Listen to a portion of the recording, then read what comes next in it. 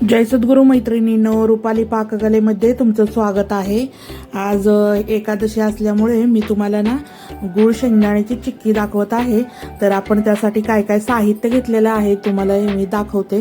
त्यापूर्वी तुम्हाला कामदा एकादशीच्या खूप खूप साऱ्या शुभेच्छा। तर आपण आता बघूया शेंगदाण्याची चिक्की करण्यासाठी काय काय साहित्य घेतले ते। हे बघा, मी 2 वाटे शेंगदाणे घेतलेले आहेत आणि ते मस्त भाजून त्याची सालं काढून त्याच्या अशा खापऱ्या करून घेतलेल्या आहेत। व्यवस्थित बघू शकता तुम्ही, एकदम बारीक गॅसवर मस्त असे खरपूस भाजायचे शेंगदाणे। आवाज बघा तुम्ही, आवाजावरून लक्षात येईल तुमच्या किती कडक व्यवस्थित भाजलेले आहेत शेंगदाणे। आणि याच्या व्यवस्थित अशा फाकड्या करून घेतलेल्या आहेत 2-2। आणि हा 2 वाट्या गूळ घेतलेला आहे। जेवढे शेंगदाणे तेवढाच गूळ घ्यायचा। आणि ही वेलची पूड आहे आणि तूप आहे थोडंसं। तर बघूया आपण शेंगदाण्याची चिक्की।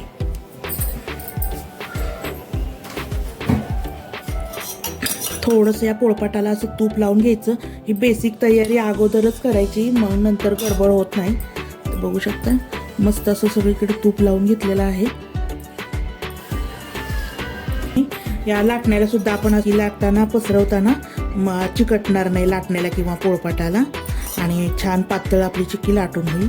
बघू शकता हे बघा, ही बेसिक तयारी अगोदर करून ठेवायची। आणि आता आपण बघूया चिक्की कशी तयार करायची ते। हे बघा, मी गॅसवर कढई तापत ठेवलेली होती। आता आपण कढईत थोडंसं तूप घालून घेऊयात। कढई चांगली गरम झालेली आहे, फार पण गरम नाही करायची, नाहीतर आपला गूळ करपून जाईल। हे बघा, एक चमचा तूप टाकायचं आणि हा गूळ घालून घ्यायचा आणि उगीच चमचाभर पाणी टाकायचं।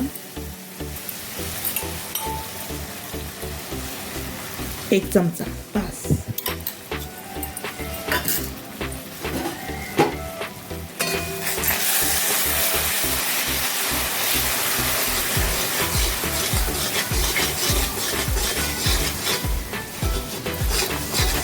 आणि व्यवस्थित असा पाक करून घ्यायचा।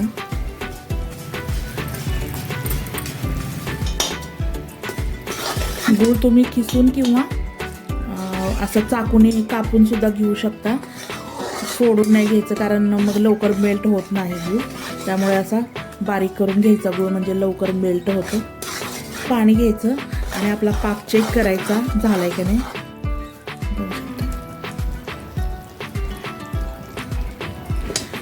गुळाचे असे थेंब टाकायचे त्यात।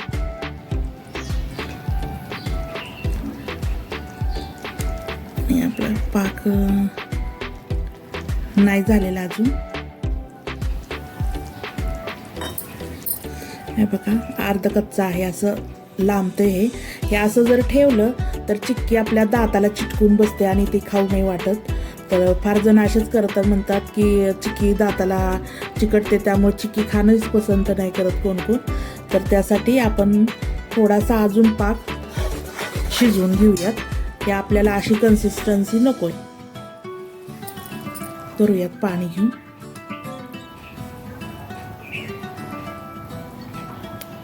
हे बघा, असे तुकडे होतात व्यवस्थित आणि कटकन आवाज येतो। आता आपला गुळाचा पाक व्यवस्थित झालेला आहे। हे बघा, कटकट असा आवाज येतो। हे बघा, व्यवस्थित पाक तयार झालेला आहे। आता आपण यात शेंगदाणे सोडून घेऊया। आणि हे सर्व आपण एकदम लो फ्लेमवर करायचं, गॅसची फ्लेम अजिबात वाढवायची नाही। हे बघा, आता यात शेंगदाणे सोडून घेऊया।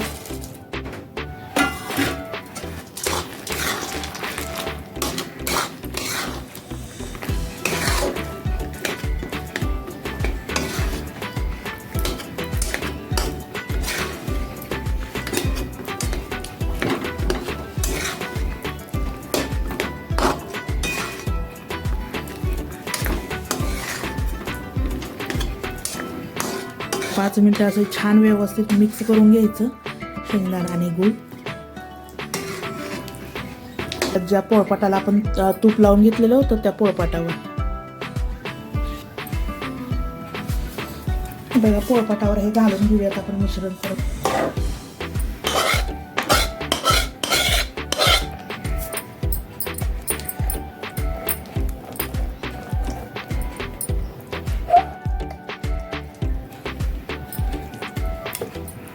तुम्हाला कितपत जाड किंवा पातळ चिक्की ठेवायची आहे त्या हिशोबाने तुम्ही पसरवू शकता.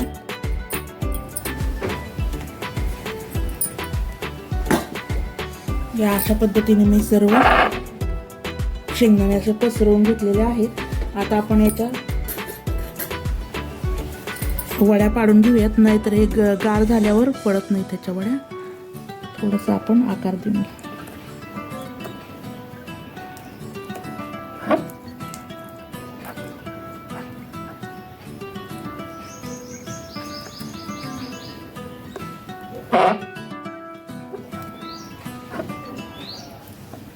पंधरा 20 मिनिट छान गार करून घेते मी. हे बघा मैत्रिणींनो, हे आता आपलं व्यवस्थित असं गार झालेलं आहे. आता आपण याच्या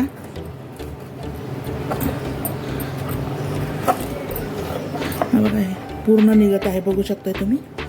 मस्त असं गार झालेलं आहे. आणि आपण मग अशा याच्या वड्या पाडल्या होत्या, तर आपण हे काढून घेऊया.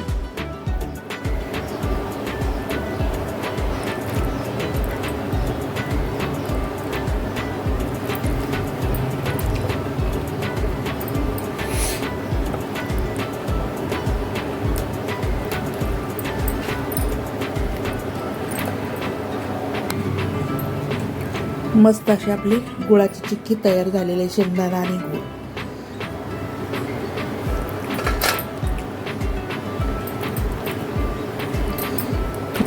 हे बघा मैत्रिणींनो, आपली शेंगदाणा चिक्की तयार आहे, बघू शकता. खूप छान टेस्टी आणि क्रंची झालेली आहे. हे बघा तुम्हाला मी दाखवते. हे बघा सहज तुटते एकदम, आणि आवाज बघा किती छान येतो. एकदम मस्त क्रंची आणि कुरकुरीत.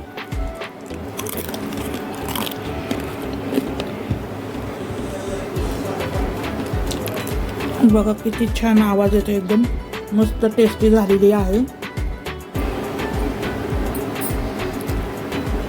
तर कसा वाटला माझा गुळ शेंगदाण्याच्या चिक्कीचा व्हिडिओ तुम्हाला, आम्हाला नक्की कमेंट करून सांगा. माझ्या व्हिडिओला लाईक करा, शेअर करा, माझ्या चॅनलला सबस्क्राईब करा रुपाली पाककलेला. आणि हा व्हिडिओ बघितल्याबद्दल खूप खूप थँक्यू.